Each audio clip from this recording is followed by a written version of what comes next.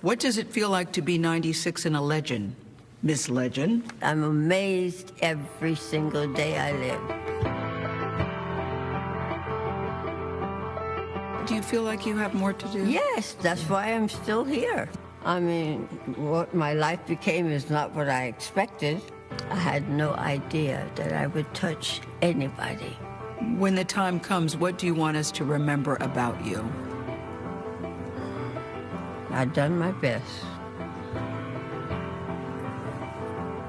That's all. Whenever I'm offered a script, what I'm interested in when I get it is why me? Who was that character and why did they want me to play it? And when I get to the point where I feel like her skin has fitted my arm or my mind, then I know there's something about her. As a little girl, what were your dreams? I was a very shy child. If you got 15 minutes of words out of me, you got plenty. You know, I was a thinker. I sucked this finger until I was 12 years old. That's why I have these buck teeth.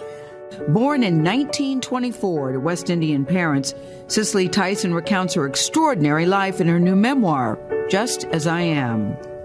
I am an observer of human nature and the dreamer of audacious dreams.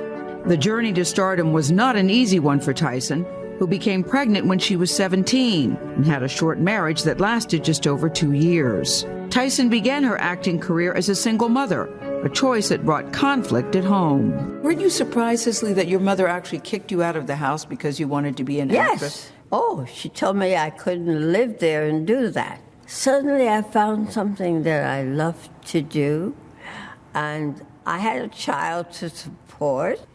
So you weren't thinking, when I grow up, I want to be an actress? No. My mother, I don't know what she wanted me to be. She thought that I was going to live in the den of iniquity, because we grew up in the slums, okay? Lots of prostitutes walking up and down the street. And that's all she knew about movies. Her mother eventually came around, and their connection is a strong one to this day, especially in this church. And I feel that her spirit is here. And so I bought this pew in her name. So this was a way to honor her. That's right. Tyson made her on-screen debut at 31 in the 1956 film Carib Gold. Shortly after that, she enrolled in an acting school run by Paul Mann, a well-known acting coach. She found herself alone with him after her first class, and she writes about a traumatic encounter. He said, "Excuse me, Miss Tyson, I'd like to talk to you." So I turned around and came back, and before I know it, he pulled me down. And he was touching you and groping you? Yes. No, what he wanted me to do was something worse than that. I thought about the whole incident when I got home. And, you know, I never shed a tear about that until this moment. All these years later, it still affects you that way. The whole thought that you could go out innocently to achieve something, and it turns out to be something so vulgar and coarse and demeaning to you as a young black woman.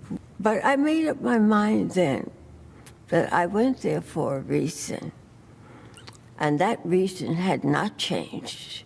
It sounds like a Me Too incident before we were even calling it Me Too. And some people would say, but why did you go back? And to that you say, I went back to get what I was told I needed in order to achieve what I wanted.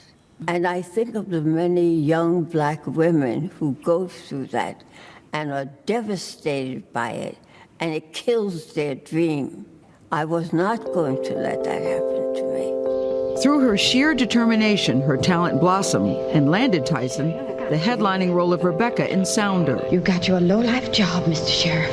The 1972 film about a black sharecropper family. Bye, Daddy. Bye, sir. And a conversation with a white journalist about the movie pushed Tyson to find new purpose in her calling. And so you're promoting Sounder. A reporter said to you that he felt a bit of bigotry in himself while he was watching the movie. When I asked him why so, he said, I was uncomfortable about your older son referring to his father as Daddy. I said, do you have children? What do they call you? He said, they call me Daddy. And I thought, my God, this man is thinking that we're not human beings. And I made up my mind that I could not afford the luxury of just being an actress, and that I would use my career as my platform. Namely, you want black people to be seen as human beings. That's right. After playing over 100 roles on the stage and screen, Tyson has won 3 Emmys, a Tony, and an Oscar. This is the culmination of all those years of have and have nots. But beyond her public success, her memoir documents her love story with jazz icon Miles Davis. They were married for 7 years, but their romance spanned decades. Friends always wondered, why in the world are you with Miles Davis? Because you're right. He was unfaithful. He was abusive. You said Miles needed to be saved from himself, and you needed someone to save. Well, listen, people who hurt, it's always the person that is closest to them that they hurt. And I was in love with him. Yeah. He was a beautiful human being. But you know what? On his deathbed, he wanted you to know that he was... sorry. Yeah. Tell Cicely I'm sorry. Was he the love of your life? Yes. Was he? But did you think you could never find love like that again? I haven't. You haven't. Have you been looking? No. I'll ask you this. What does it feel like to be 96 and a legend, Miss Legend? I'm amazed every single day I live. Do you feel like you have more to do? Yes, that's why I'm still here. I mean, what my life became is not what I expected. I had no idea that I would touch anybody. When the time comes, what do you want us to remember about you? I've done my best. That's all. I love that. Oh, she gives me chills. I just adore her. She really is royalty to me. And it was so, I could have talked to her all afternoon. When we talked about Miles, I love this. She said, hostility and devotion can live side by side. Yes. I love that. Sometimes love is not always born of logic. And when I said, you know, what do you really need? What do people need? She said, well, I will talk as a black woman. You need cayenne pepper, a stash of cash, and a quiet place. And she's happy to say that she has all three. Yeah. All three. She's, in my eyes, she's always had incredible dignity and resilience, and you've always felt it whenever she spoke. She has, and you know, she said, I grew up, you know, people calling me nappy-headed and shy and withdrawn.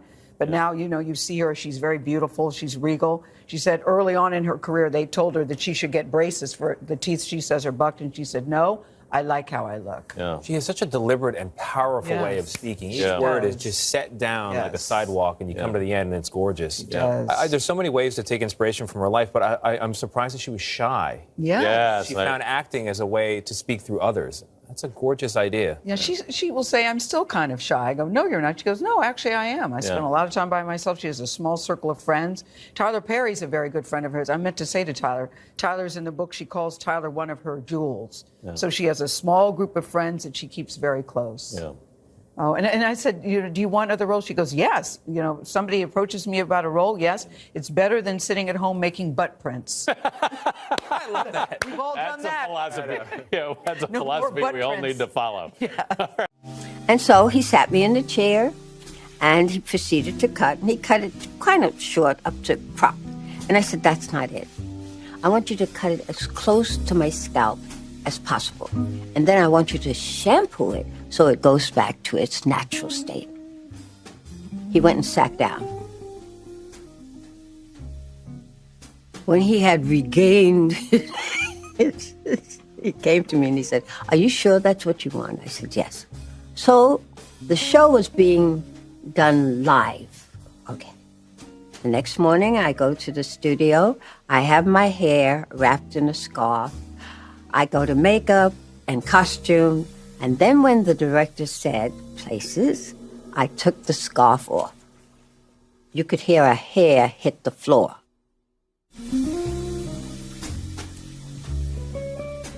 So finally he walked up to me and he said, "Young black men, take your place. We need you. Your sons and daughters need you." Did you understand what I just said? You were sold off and had no choice. Yes, but now it's time to stay. Take your place. Now! Starting now! Starting now! Young black women, you are more than your thighs and your hips. You are beautiful, strong, powerful. I want more from you. Take your place.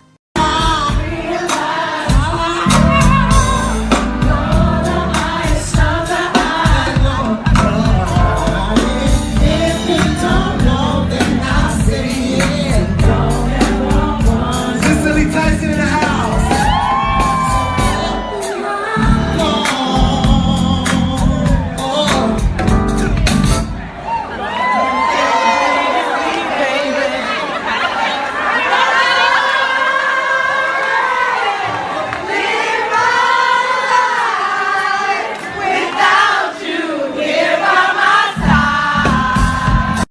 "Hey, Queen, girl, you've done it again.